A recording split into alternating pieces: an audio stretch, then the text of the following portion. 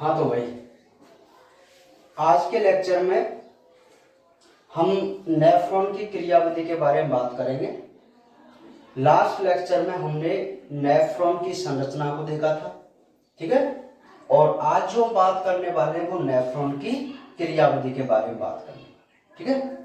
तो नेफ्रॉन की क्रियाविधि का मतलब ये हो गया कि हम मूत्र निर्माण की क्रियाविधि को पढ़ रहे हैं, ठीक है भाई, क्योंकि नेफ्रॉन ही हमारे मूत्र का निर्माण करता है, यूरिन का। चलिए तो देख लेते हैं। इसके 3 चरण होते हैं। नंबर 1 परानिस्यंदन, सेकंड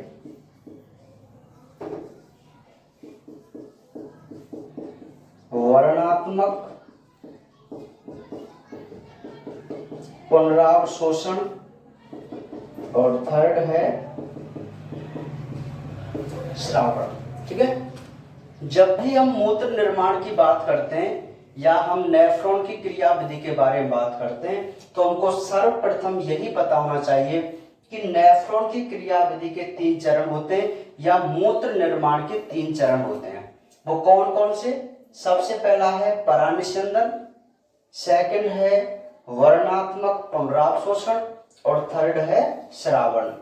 तो सबसे पहले तो हमको हेडिंग ही पता होना चाहिए, ठीक है।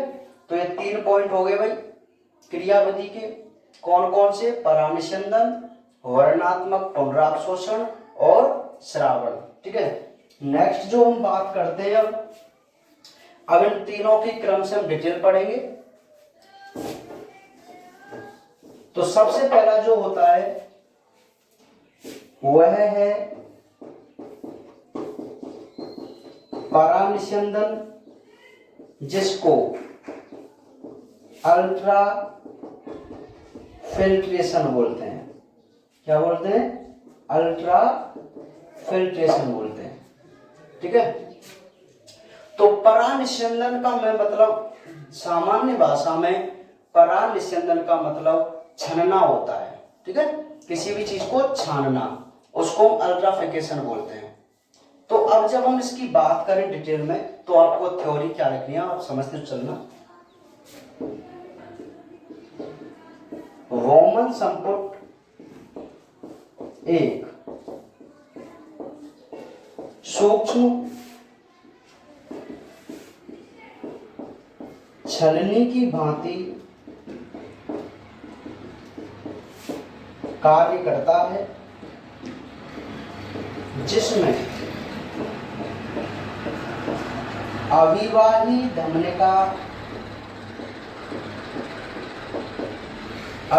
धमनिका यूरिया युक्त रुधिर लाती है और अपवाही धमनिका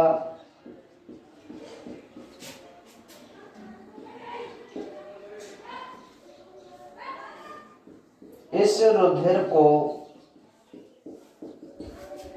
या मैं कह सकता हूं यूरिया रहित रुधिर को बाहर ले जाती है। नेक्स्ट पॉइंट,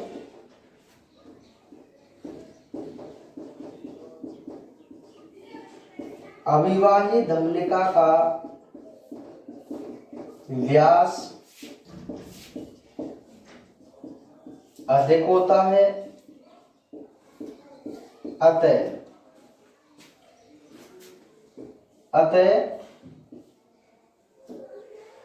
रक्त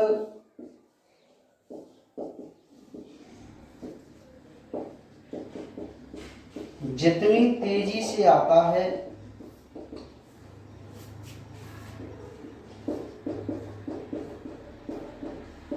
उतनी तेजी से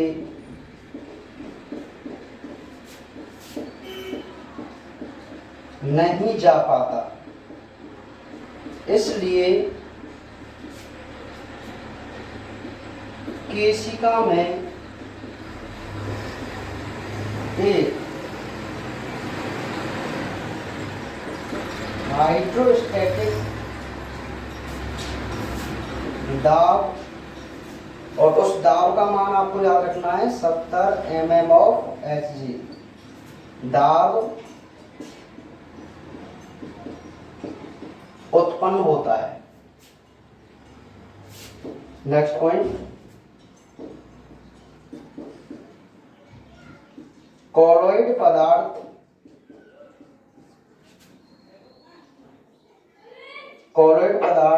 इससे नहीं छन पाते हैं जो इसके विपरीत 30 mm Hg का दाब लगाते हैं। नेक्स्ट,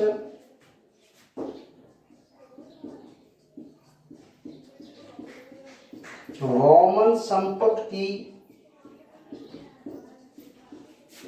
गुहा में स्थित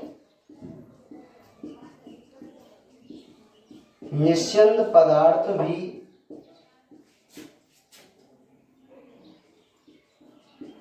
इसके विपरीत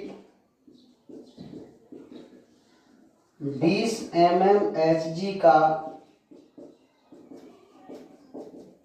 दाब लगाते हैं। तो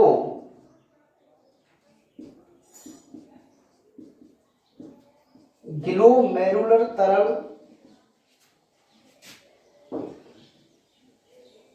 या मैं ये कहूं तो रक्त शुद्ध प्रभावी 20 mm Hg दाब से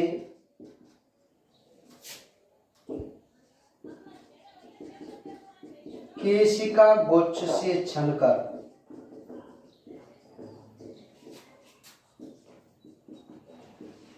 बौमेन संपुट की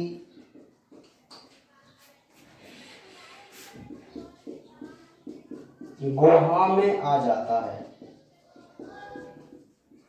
बौमेन संपुट की गुहा में आ जाता है। ठीक है। नेक्स्ट पॉइंट, इसे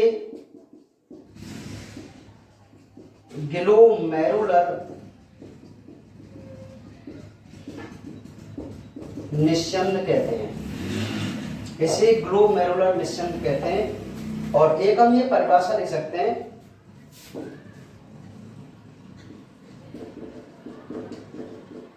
केशिका गुच्छ से प्लाज्मा उत्सर्जी पदार्थों का छनकर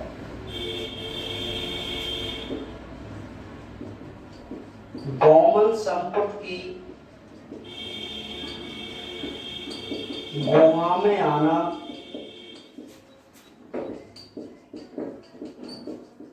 परानिस्यंदन कहलाता है।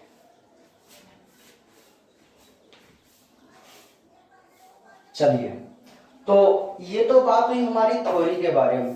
मैं आपको बता दूं कि इस एग्जाम से लास्ट ईयर जो क्वेश्चन पूछा गया था बोर्ड एग्जाम में, तो वो यही क्वेश्चन पूछा गया था, है ना, कि परानिस्यंदन को समझाइए।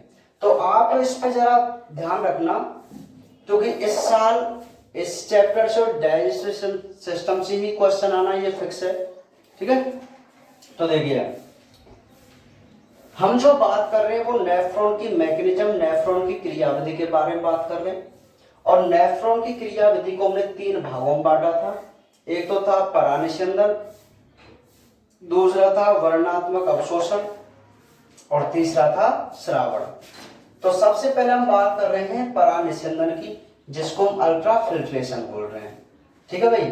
तो आप जरा ध्यान समझना, कि भाई आपको पता है कि जो हमने बोमेन संपुट आपको यहां बनाया था,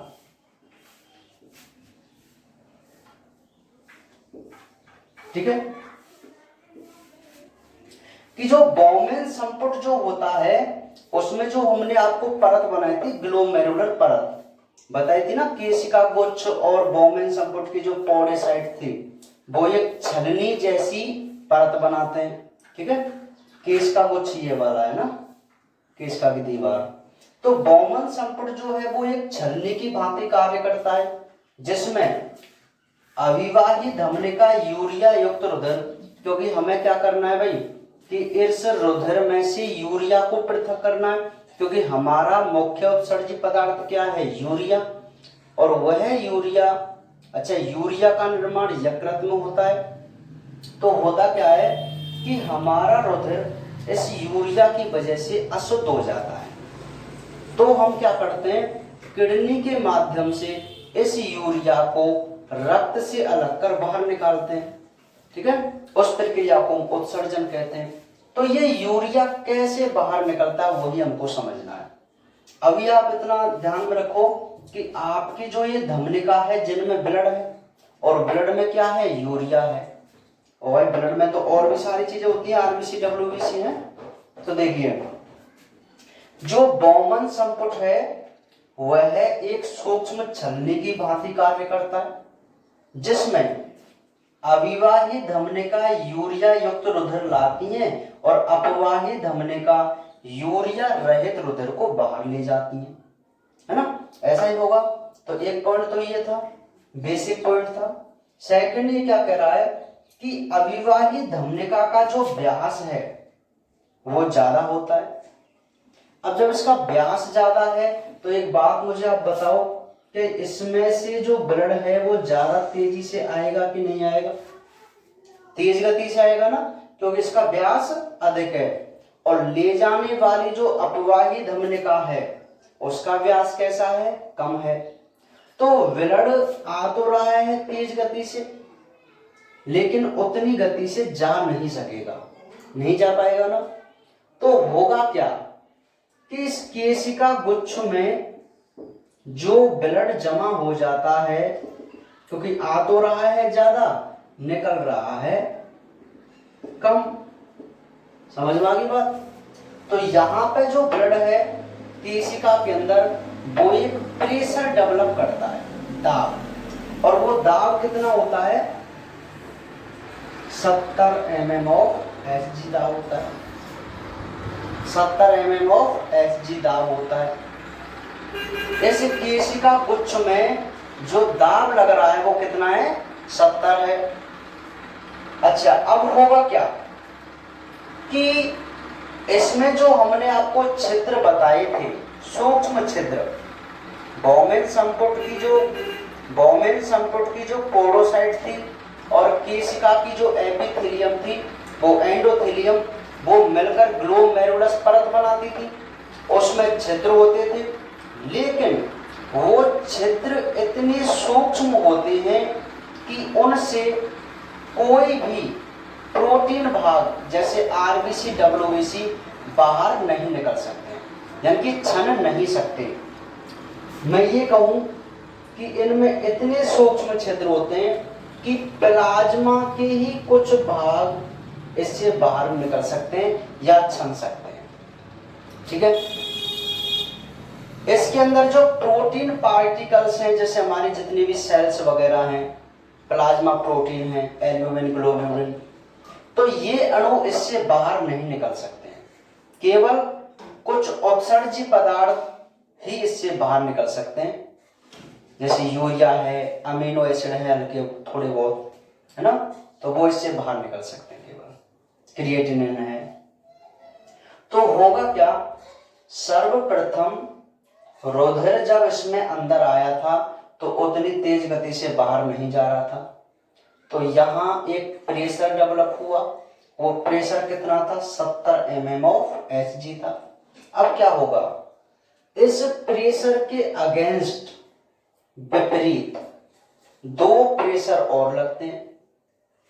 अच्छा, ये जो 70 mm Hg जो दाब है वो तो वह दाब है जो निस्यंद पदार्थों को इससे अंदर की तरफ धकेलेगा, मतलब इसको छानेगा।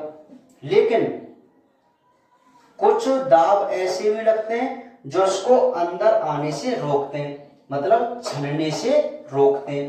तो वो कौन कौन से कि भाई, एक तो इसी ब्लड के अंदर कोलाइड पदार्थ थे।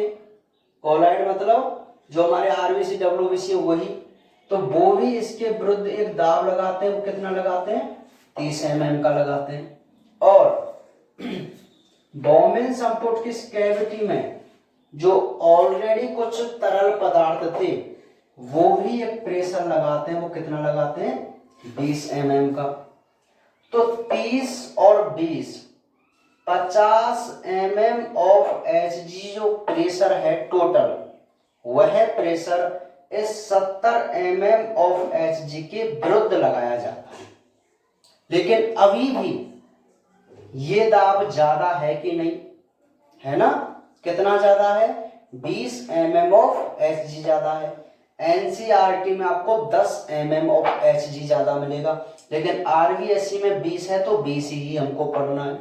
ठीक है, देखो बहुत सिंपल बात है कि जो रुधिर धमनिकाओं में होता है उनका प्रेशर 70 mm होता है। उसके विपरीत, अब जैसे यहां देखो आप कि कोलॉइड पदार्थ इससे नहीं छन पाते, जो इसके विपरीत 30 mm Hg का प्रेशर लगाते हैं। और बॉमेन संपुट की गुहा में जो निस्यंद पदार्थ होते हैं वो भी इसके विपरीत 20 mm Hg का दाब लगाते हैं। फिर भी शुद्ध प्रभावी 20 mm Hg जो दाब इसका बचा हुआ है, बताओ बच रहा है नहीं बच रहा? भाई 30 और 20 50 mm इसके विरुद्ध लगाया जा रहा है, लेकिन ये कितना है? 70 है। तो इसी 20 mm और Hg प्रभावी दाब से जो पदार्थ होते हैं उत्सर्जी पदार्थ, वो केशिका गुच्छ से छनकर बॉमेन संपुट की कहां आ जाते हैं? गुहा में आ जाते हैं। जो उत्सर्जी पदार्थ हैं प्लाज्मा के, वो 20 mm Hg दाब से केशिका गुच्छ से छनकर बॉमेन संपुट की गुहा में आ जाते हैं। तो देखो ये आ गए कि नहीं आ गए यहां पर? अब पता चला कैसे आए ये? एक बहुत सिंपल सा कंसेप्ट है, देखिए कि भाई अविवाही धमनिका यूरिया युक्त रुधिर लाती है और अपवाही धमनिका उसको ले जाती है ना?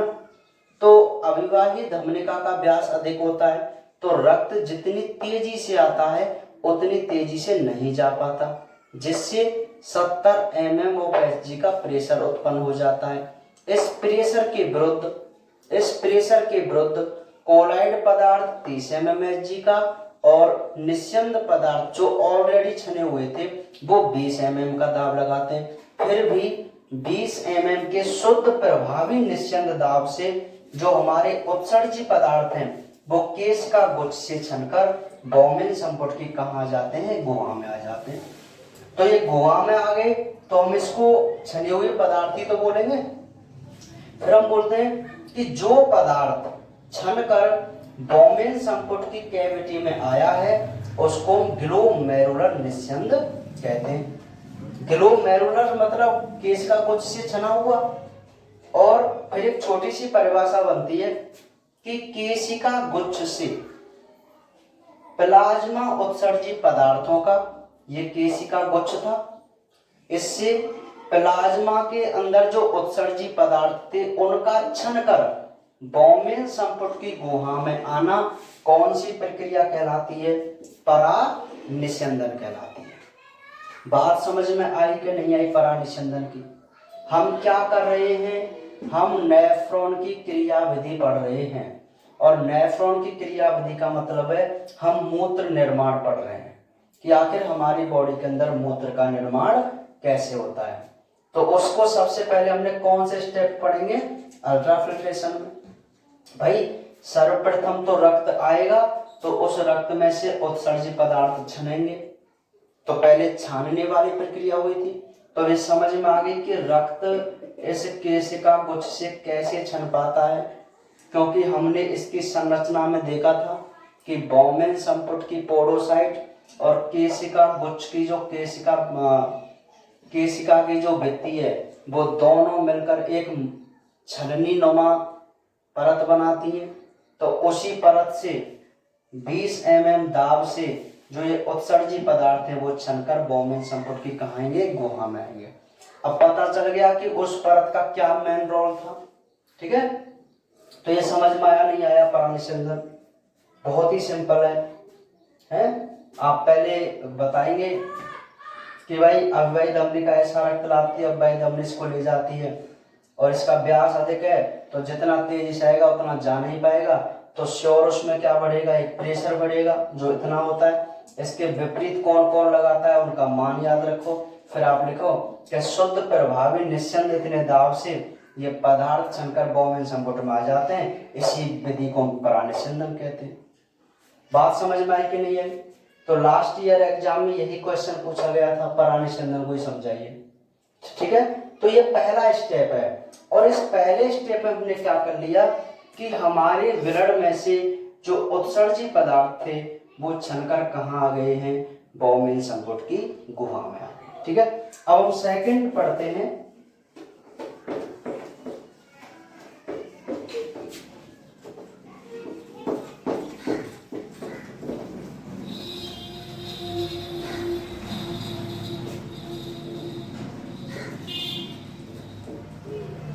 तो सेकंड क्या है भाई? सेकंड है वर्णात्मक पुनरावशोषण, या इसको हम सेलेक्टिव रीएब्जॉर्प्शन भी कहते हैं, वर्णात्मक पुनरावशोषण। तो मैं आपको बता दूं कि ये स्टेप क्या है। देखो, आपकी बोमेन संपुट की कैविटी में जो पदार्थ छनकर आए थे, अब ये तो है नहीं कि भाई बिल्कुल ऐसे ही पदार्थ आए हो जिनको मैं बाहर निकालना हो, क्योंकि हानिकारक पदार्थों के साथ साथ कुछ उपयोगी पदार्थ भी इससे बाहर निकल कर आए होंगे। ठीक है, हाँ, तो ये जो उत्सर्जी पदार्थ बाहर निकल कर आए हैं, मतलब ये जो पदार्थ हैं इनमें से कुछ उपयोगी पदार्थ भी हैं। कैसे हैं? उपयोगी पदार्थ भी है कि नहीं? तो वर्णात्मक पुनरावशोषण। अच्छा, वर्णात्मक पुनरावशोषण क्या होता है भाई? देखो, वर्णात्मक को बोलते हैं चयनात्मक सेलेक्ट करके, और पुनरावशोषण मतलब रीएब्जॉर्प्शन, मतलब एक बार तो किन्हीं पदार्थों का एब्जॉर्प्शन स्मॉल इंटेस्टाइन में हुआ था और दोबारा यहाँ अवशोषित हो वो पदार्थ, तो इसलिए इसको हम क्या बोलते हैं, सेलेक्टिव रीएब्जॉर्प्शन। ठीक है, तो देखिए मैं आपको एक बात बताऊं कि पहले स्टेप जिसको हम परानिस्यंदन कह रहे थे, अल्ट्रा फिल्ट्रेशन, तो उस अल्ट्रा फिल्ट्रेशन में क्या होता है, कुछ हानिकारक पदार्थों के साथ साथ उपयोगी पदार्थ भी यहां पर आ जाते हैं। आते नहीं आएंगे? आएंगे भाई। ठीक है, तो होता क्या है, जैसे मैं यहां पर कुछ बेसिक पॉइंट लिखूं कि यूरिया, यूरिक अम्ल, क्रिएटिनिन, ये तो उत्सर्जी पदार्थ होते हैं, उत्सर्जी पदार्थ होते हैं जिनके साथ ग्लूकोज, एमिनो अम्ल, प्रोटीन, कुछ अणु प्रोटीन के हैं, ग्लूकोज, एमिनो अम्ल आदि, हाँ सॉरी प्रोटीन तो ये हो जाएगा, विटामिन, जल। भाई जो पदार्थ छने थे यहां, तो उन छने हुए पदार्थ में ये तो हानिकारक पदार्थ थे जिनको मैं बाहर निकालना है, लेकिन इनके साथ urea, sorry glucose, amino acid, vitamin, जल आदि उपयोगी पदार्थ भी इस छने हुए पदार्थ में आ जाते हैं। ठीक है, तो होगा क्या कि इन पदार्थों को हमें वापस कहां पहुंचाना है, रुधिर में पहुंचाना है। तो एक सिंपल सी परिभाषा बनती है, वृक्क नलिका से उपयोगी पदार्थों का वापस रुधिर में पहुंचना चयनात्मक पुनरावशोषण कहलाता है। बात समझो, ये तो आपको कोई खास बात नहीं है, आप लिखो चाहे नहीं लिखो। और मैं आपको यहाँ एक पॉइंटर बता दूं जो आपके नोट में से लिखा हुआ है कि जो जल होता है वो 95% जल इसमें होता है। मतलब जब ये पदार्थ छनता है तो उसमें 95% जल आता है, और जब इसमें से मूत्र बनता है तो मात्र 0.8% जल बाहर निकलता है मूत्र के साथ। ठीक है, देखो इस छने हुए पदार्थ में 95% जल था, तो हम इसको क्या करेंगे, रीएब्जॉर्ब करेंगे। तो रीएब्जॉर्ब करने के बाद जो हम वेस्ट मटेरियल के रूप में जल बाहर निकालेंगे वो मात्र कितना निकालेंगे, 0.8% बाहर निकालेंगे। ठीक है, तो ये तो केवल समझने के लिए, आप लिखें चाहे नहीं लिखें कोई फर्क नहीं पड़ता। मोस्ट हमारे जो राइट रिटन है वो यहां से है। हमारी हेडिंग क्या है, वर्णनात्मक पुनरावशोषण। तो आप सीधे लिख सकते हैं कि वृक्क नलिका से उपयोगी पदार्थों का वापस रुधिर में पहुंचना चयनात्मक पुनरावशोषण कहलाता है। तो परिभाषा समझ में आ गई नहीं आ गई? ठीक है, चलिए, तो अब ये तो हुई पुनरावशोषण की परिभाषा। अब यहां पे वो क्या कह रहा है, वो ये कह रहा है कि पुनरावशोषण की प्रक्रिया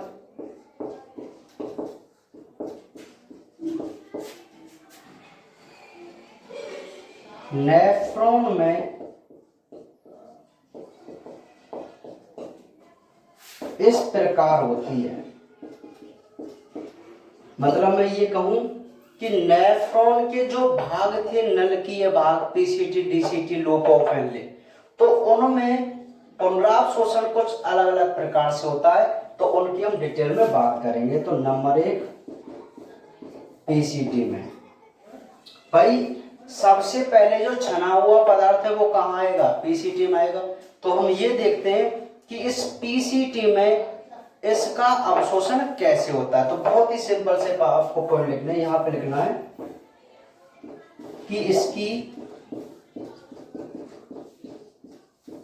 आंतरिक दीवार में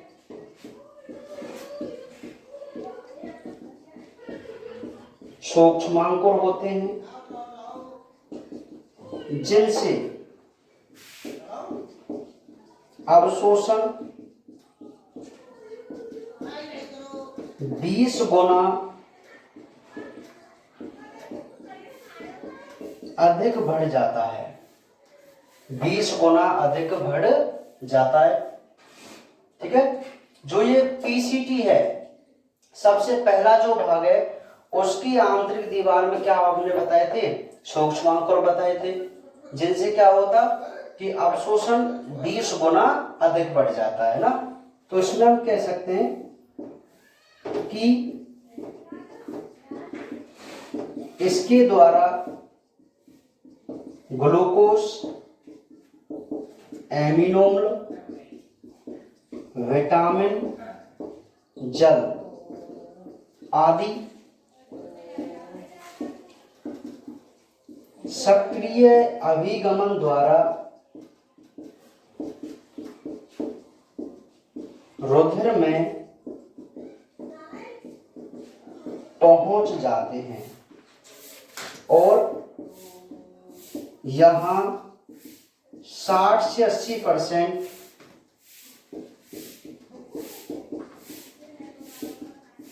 पुनरावशोषण होता है। तो जब भी हम चयनात्मक पुनरावशोषण के बारे में बात करेंगे तो हमें यह पता होना चाहिए कि पुनरावशोषण की प्रक्रिया हर भाग में निम्न प्रकार होती है। सबसे पहले हम पीसीटी में देख रहे हैं, समीपस्थ नलिका में देख रहे हैं। तो समीपस्थ नलिका में यही 2 पॉइंट आपको लिखने थे, क्या कि इसकी आंतरिक दीवार में सूक्ष्मांकुर होते हैं जिससे अवशोषण जो है वो कितना बढ़ जाता है, 20 गुना अधिक बढ़ जाता है, ठीक है।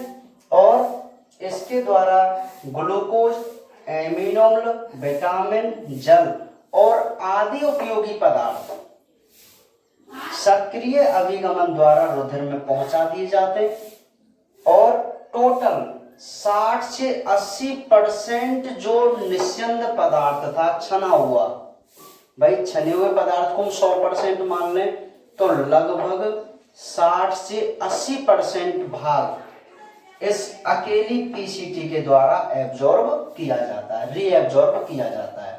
क्यों किया जाता है? क्योंकि इसमें क्या प्रेजेंट होते थे? सूक्ष्मांकुर प्रेजेंट होते थे। तो पीसीटी की बात समझ में आ गई। पीसीटी में अवशोषण कैसे होता है? बहुत सिंपल, आपको लिखना है कि इसकी आंतरिक दीवार में सूक्ष्मांकुर होते हैं जिससे अवशोषण 20 गुना अधिक बढ़ जाता है और इसके द्वारा ग्लूकोज, एमिनो, विटामिन, जल आदि सक्रिय अभिगमन द्वारा रुधिर में पहुंचा दी जाते हैं और यहाँ लगभग 60 से 80% पुनरावशोषण की प्रक्रिया होती है। तो ये तो बात थी किसके बारे में? पीसीटी के बारे में।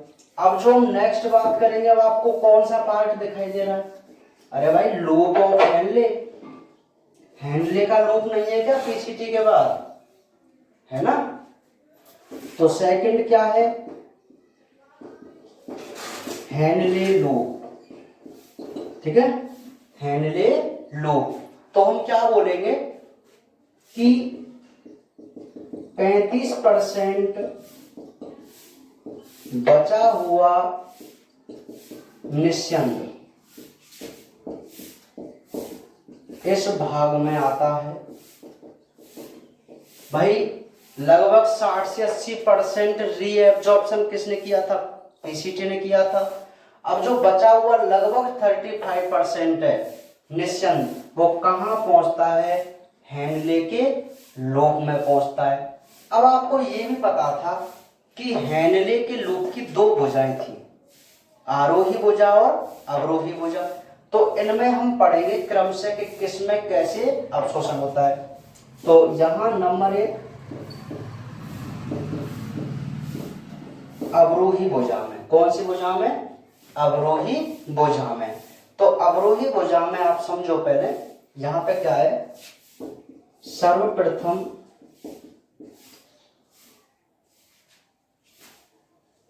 यहां प्लाज्मा व निस्यंद की परासरणीयता समान होती है। अभी मैं आपको इस पॉइंट को समझाऊंगा। नेक्स्ट पॉइंट,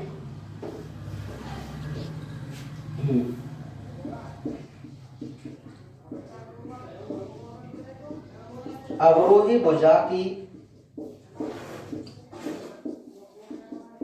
पतली भित्ति जल के लिए पारगम्य व सोडियम क्लोराइड के लिए अपारगम्य होती है। अतः निस्यंद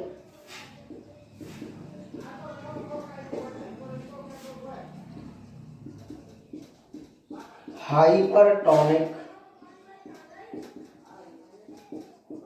हो जाता है।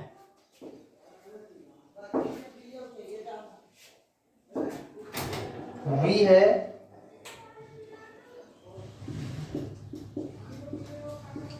आरोही भुजा। मैं एक बार यहां पर लिख देता हूं, फिर इस दोनों को एक साथ समझाऊंगा, है ना। आरोही भुजा यहां लिखेंगे, इसकी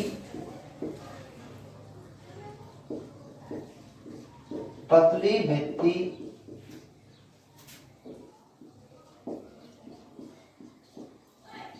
जल के लिए अपारगम्य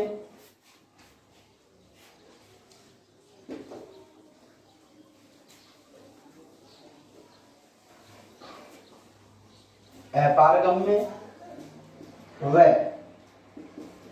सोडियम क्लोराइड के लिए पारगम्य होती है, अतः यहां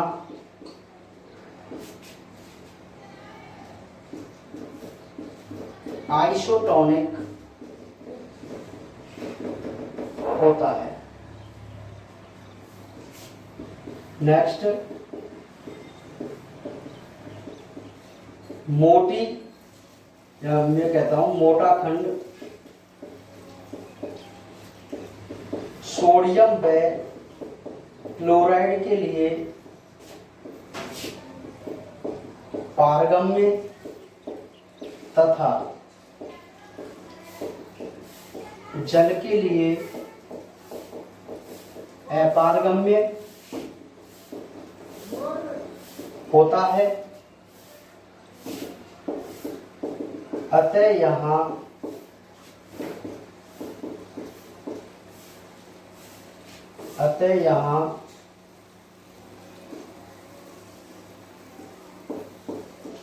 अल्प पराशरी होता है। देखिए चैप्टर नंबर 5 में जो मैं आपको करा चुका हूं, वहां पे मैंने आपको आइसोटोनिक, हाइपोटोनिक और हाइपोटोनिक के बारे में बात की थी और आप उन चैप्टरों को बहुत अच्छे तरीके से समझ गए थे। ठीक है, अब जरा आप बात को ध्यान से समझना, पॉइंट आप रिलेट करना। देखो कि परानिस्यंदन में जो पदार्थ छने थे वो बोमेन संकट की कैविटी में आए थे, गुहा में आए थे, तो उसमें कुछ उपयोगी पदार्थ भी थे, कुछ हानिकारक पदार्थ भी थे। तो उन उपयोगी पदार्थों को वापस रुधिर में पहुंचाना है कि नहीं पहुंचाना? पहुंचाना है ना। तो जब आप उपयोगी पदार्थों को वापस रुधिर में पहुंचा देंगे तो उस प्रक्रिया को हम क्या बोलेंगे? पुनरावशोषण बोलेंगे।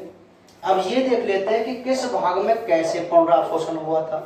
तो सबसे पहले हमने पीसीटी पढ़ा था और पीसीटी में हमने क्या पढ़ा था कि जो सूक्ष्मांकुर होते हैं, सूक्ष्मांकुर जो होते हैं उनकी सहायता से लगभग 60 से 80% उपयोगी पदार्थों का अवशोषण कर लिया जाता था। अब जो हम पढ़ रहे हैं वो क्या पढ़ रहे हैं? हेनले लूप पढ़ रहे हैं।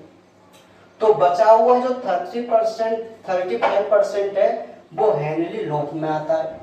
और हेनले लूप में जो आता है तो हेनले लूप की दो भुजा होती हैं, अवरोही और आरोही।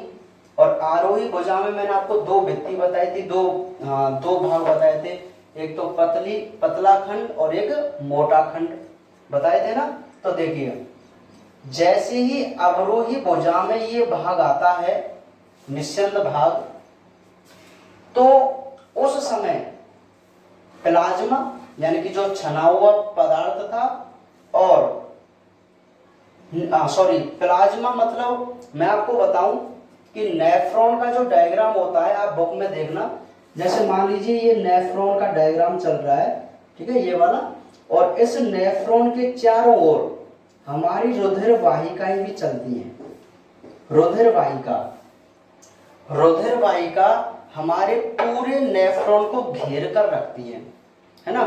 और आपने एक शब्द सुना है परासरण विसरण, सुना है ना।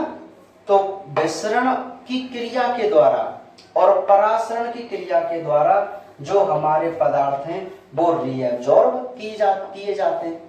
कि भाई मान लीजिए यहां पर सांद्रता में कोई चेंजमेंट हुआ, देखो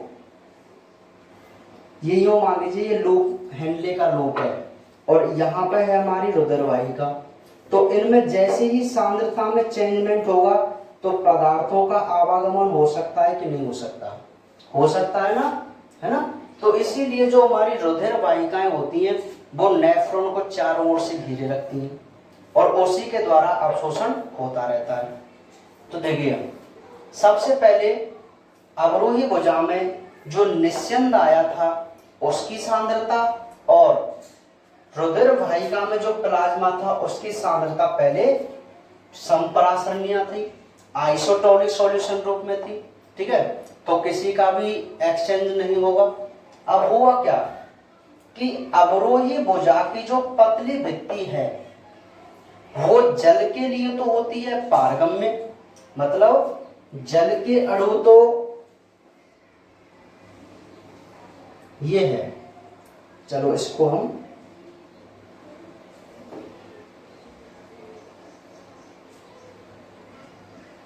ये मोटा खंड, ये पतला खंड, ये अवरोही भुजा और ये आरोही भुजा है ना। तो इनके चारों ओर जो है वो हमारी रुधिर वाहिका है, ये रुधिर वाहिका है, ठीक है। तो हुआ क्या कि अवरोही भुजा की जो पतली भित्ति है ये वाली, ये जल के लिए तो होती है पारगम्य, मतलब इसके अंदर जो जल था वह तो निकल कर कहाँ चला जाएगा, रुधिर वाहिका में जो इसके साथ पास में थी, क्योंकि ये जल के लिए क्या है, पारगम्य। लेकिन सोडियम और क्लोराइड के लिए क्या है, अपारगम्य।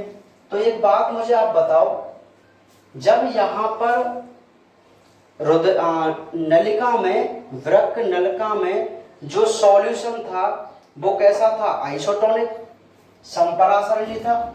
लेकिन अब हम आगे क्या पढ़ रहे हैं कि अवरोही भुजा जल के लिए तो पारगम्य है, तो मतलब जल के अणु इसमें से बाहर निकल जाएंगे और सॉल्यूट जो विलेय हैं वो इसके अंदर रहेंगे। तो आप मुझे एक बात बताओ, यहाँ का सॉल्यूशन जो होगा वो हाइपरटोनिक होगा कि नहीं होगा, मतलब इसकी सांद्रता ज्यादा होगी कि नहीं होगी। भाई मैं क्या कह रहा हूं कि अवरोही भुजा की पतली भित्ति जल के लिए तो होती है पारगम्य, मतलब जल के अणु तो इससे बाहर निकल सकते हैं, लेकिन सोडियम और क्लोराइड के अणु इससे बाहर नहीं निकल सकते, है ना। तो जब आप किसी सॉल्यूशन से वाटर मॉलिक्यूल को बाहर रिमूव कर देते हैं तो उसकी सांद्रता पर इफेक्ट पड़ता है कि नहीं पड़ता, उसकी सांद्रता ज्यादा होगी कि नहीं होगी, क्योंकि जितने ज्यादा वाटर मॉलिक्यूल होंगे उतनी ही उसकी सांद्रता कम होती है, और जितने कम वाटर मॉलिक्यूल होंगे, विलेय ज्यादा होंगे, उसकी सांद्रता ज्यादा होगी। जानते हैं ना हाइपरटोनिक। तो ये बात समझ में आ गई कि अवरोही भुजा की पतली भित्ति जल के लिए तो पारगम्य और सोडियम क्लोराइड के लिए कैसी होती है, अपारगम्य होती है। अतः निस्यंद जो है वो कैसा होता है, हाइपरटोनिक हो जाता है, अति पराशरी हो जाएगा। कहाँ, आरोही भुजा में, अवरोही भुजा में। अब हुआ क्या, अब ये जो निस्यंद है जहां से जल को रीअब्जॉर्ब कर दिया गया, अब ये आया पतली भित्ति में, किसकी में, आरोही भुजा की पतली भित्ति में। तो जब ये पतली भित्ति में आया तो ये क्या थी, जल के लिए अपारगम्य और सोडियम क्लोराइड के लिए पारगम्य। बात समझ में आ रही है। देखो, अवरोही भुजा जल के लिए पारगम्य थी और सोडियम क्लोराइड के लिए अपारगम्य थी, तो यहाँ हाइपरटोनिक सॉल्यूशन होगा। अब जैसे ही ये निस्यंद आया आरोही भुजा की पतली भुजा में, तो ये जल काज है तो अपारगम्य थी और सोडियम क्लोराइड के लिए पारगम्य थी। तो अब होगा क्या कि कुछ समय बाद ये जो सॉल्यूशन हाइपरटोनिक था उसमें से सॉल्यूट के अणु बाहर निकलने लग गए, तो वाटर मॉलिक्यूल और सॉलिड के अणु एक कंडीशन में बराबर हो सकते हैं कि नहीं हो सकते, हो सकते हैं ना। तो इसीलिए सोडियम क्लोराइड के लिए पारगम्य होती है, अतः यहाँ सॉल्यूशन कैसा हो जाता है, आइसोटोनिक हो जाता है, समपरासरणी हो जाता है। अगेन होगा कि नहीं होगा। अब लेकिन जब ये मोटे खंड में पहुंचता है सॉल्यूशन या निस्यंद, तो ये भी इसी की तरह कि जल के लिए तो अपारगम्य और सोडियम क्लोराइड के लिए पारगम्य। तो इसका मतलब आप क्या समझ रहे हो कि सॉल्यूट जो है, विलेय के कण हैं, वो तो ज्यादा बाहर निकल रहे हैं और जल के अणु बाहर नहीं निकल रहे हैं। तो यहाँ पर जल के अणु ज्यादा होंगे कि नहीं होंगे, जल के अणु और सॉलिड के अणु कम होंगे। तो जल के अणु यहाँ ज्यादा होने से यहाँ का जो सॉल्यूशन है वो अल्प पराशरी होगा कि नहीं होगा, होगा ना, नहीं है बात समझ में। तो ये जो अवशोषण, भाई इसी के साथ साथ हमारा अवशोषण भी तो होता जा रहा है। देखो, अवरोही भुजा में जल का अवशोषण हो गया और आरोही भुजा में सोडियम और क्लोराइड का अवशोषण हो गया, तो अवशोषण भी तो चल ही रहा है और सॉल्यूशन भी हम देख रहे हैं कैसा कैसा सॉल्यूशन होता जा रहा है, ठीक है।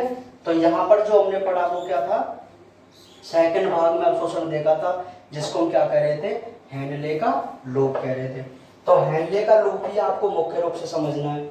बहुत सिंपल सी बात है कि 35% भाग यहाँ पहुंचता है, तो अवरोही भुजा में संपरासरणीयता होती है इनकी, लेकिन अवरोही भुजा की पतली भित्ति जल के लिए कैसी होती है, पारगम्य, और सोडियम क्लोराइड के लिए कैसी होती है, अपारगम्य। तो अतः निस्यंद कैसा हो जाता है, हाइपरटोनिक हो जाता है।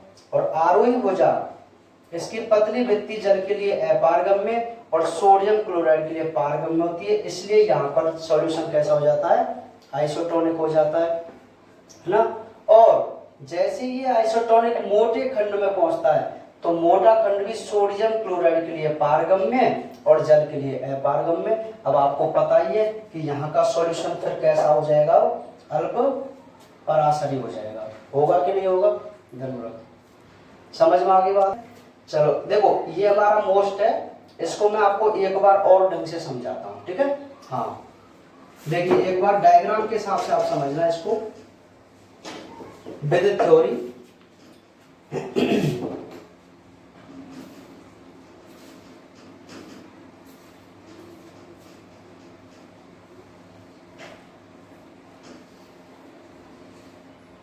ये जो है वो एक लूप ऑफ हेनले है, ठीक है भाई, हेनले का लूप है।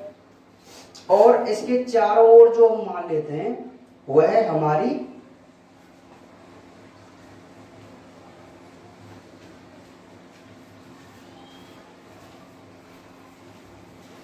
रुधिर वाहिका है, ठीक है।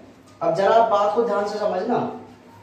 अच्छा, ये जो भुजा है वो तो है अवरोही, और ये जो भुजा है वो है आरोही। और आरोही के दो खंड थे, ये तो था पतली भुजा और ये थी मोटी भुजा, है ना। इसको आपको ध्यान से इसलिए समझा रहा हूं क्योंकि अगर ये क्वेश्चन टुकड़ों में देता है तो आपसे केवल यही पूछ लेगा कि हेनले के लूप में पुनरावशोषण को समझाइए या पीसीटी में पुनरावशोषण को समझाइए, केवल इतना भी आपसे ये पूछ सकता है ना। तो इसको जरा ध्यान से समझो। देखो, जो 35% भाग है वो कहां आया था, हेनले के लूप में आया था। यहां आया था 35% निस्यंद, बाकी जो 65% है वो तो एब्जॉर्ब हो गया पीसीटी में, है ना। अब यहां क्या होगा कि जैसे ही ये निस्यंद यहां पर आया, इस स्थान पर देखो यहां पर, तो इनकी जो परासरणीयता थी वो कैसी थी, बराबर। देखो, इसकी कोई सांद्रता होगी और रुधिर वाहिका में जो प्लाज्मा है उसकी भी सांद्रता होगी। ये दोनों की सांद्रता पहले कैसी थी, बराबर थी, ठीक है। लेकिन अब होगा क्या कि ये जो अवरोही भुजा है वो जल के लिए तो होती है पारगम्य, सही का निशान का मतलब पारगम्य, ठीक है। और सोडियम और क्लोराइड के लिए कैसी होती है, अपारगम्य होती है भाई। अब एक बात जरा आप दिमाग लगाना कि भाई इस सॉल्यूशन में से अगर आप वाटर मॉलिक्यूल को एब्जॉर्ब करा देते, भाई पारगम्य का मतलब ये हुआ कि जल के अणु इससे बाहर निकल सकते हैं, रुधिर वाहिका सॉरी अवरोही भुजा से, नलिका से लूप ऑफ हेनले की। तो जब आप इसमें से जल के अणु को बाहर निकाल देंगे तो इस अवरोही भुजा में सोडियम और क्लोराइड, या मैं ये कहूं कि वही पदार्थ तो ज्यादा बचेंगे जो सॉल्यूट रूप में है, विलीय रूप में है, और जल के अणु यहां से बाहर निकल गए। तो यहाँ की जो सांद्रता है वो आप मुझे बताओ, ज्यादा होगी कि नहीं होगी। तो आप इस सॉल्यूशन को, जो कि पहले आइसोटोनिक था लेकिन जल के अणु के जाने से अब जो ये सॉल्यूशन बना है वो कैसा बना है, हाइपरटोनिक बना है। तो देखो लाइन पढ़ो कि अवरोही भुजा की पतली भित्ति जल के लिए पारगम्य व सोडियम क्लोराइड के लिए कैसी होती है, अपारगम्य होती है। अतः निस्यंद कैसा हो जाएगा, हाइपरटोनिक हो जाएगा। तो ये बात समझ में आई कि नहीं है। अब हुआ क्या कि ये हाइपरटोनिक निस्यंद था, वो पहुंच गया पतली भित्ति में, यहां पर देखो है, यहां पर पहुंच गया। तो यहां क्या हुआ कि ये जल के लिए तो अपारगम्य और सोडियम क्लोराइड के लिए कैसी है, पारगम्य है कि नहीं। तो अब एक बात आप दिमाग लगाओ कि भाई अब यहां से सॉल्यूट के अणु बाहर निकल रहे हैं, मतलब रीएब्जॉर्ब हो रहे हैं इसमें, यही वाहिका है तो यहां एब्जॉर्ब हो जाएंगे। तो एक कंडीशन में जल के अणु इसके अंदर जो थे और सॉल्यूट के अणु वो बराबर हो सकते हैं कि नहीं हो सकते, होंगे ना। तो यही सिंपल सी बात है कि आरोही भुजा की जो पतली भित्ति होती है, पतली भुजा जो होती है, पतली भुजा वो जल के लिए अपारगम्य और सोडियम क्लोराइड के लिए पारगम्य होती है। तो यहां सॉल्यूशन कैसा हो जाएगा, आइसोटोनिक हो जाएगा। कैसा हो जाएगा, आइसोटोनिक। यही आइसोटोनिक सॉल्यूशन जब मोटी भुजा में पहुंचता है तो मोटी भुजा में भी यही सेम कंडीशन है, क्या, जल के लिए तो अपारगम्य और सोडियम क्लोराइड के लिए पारगम्य। तो अब होगा क्या कि यहां से सॉल्यूट के जो अणु है वो और ज्यादा बाहर निकलेंगे और जल के अणु की संख्या ज्यादा हो जाएगी। तो जहां जल के अणु ज्यादा होते हैं तो वो सॉल्यूशन आप मुझे बताओ कैसा होता है, हाइपोटोनिक होता है कि नहीं होता, नहीं होता, हाइपोटोनिक होता है ना। तो यही बात तो वो ये कह रहा है कि मोटे खंड भी सोडियम क्लोराइड के लिए पारगम्य और जल के लिए पारगम्य। देखो दोनों का कार्य सेम है कि नहीं। तो यहां जो सॉल्यूशन है वो कैसा हो जाएगा, अल्प पराशरी हो जाएगा। और इसके साथ साथ ही हमारे सोडियम क्लोराइड और उनका एब्जॉर्प्शन भी चलता हुआ जा रहा है। बात समझ में आई कि नहीं, ठीक है। तो आज के लेक्चर में हम केवल इतना ही पढ़ेंगे। हमने अभी अवशोषण कंप्लीट नहीं हुआ है, ठीक है, क्योंकि अभी आप ज्यादा पढ़ेंगे तो आपको एक बार ज्यादा समझ में नहीं आएगा, बर्डन ज्यादा हो जाएगा।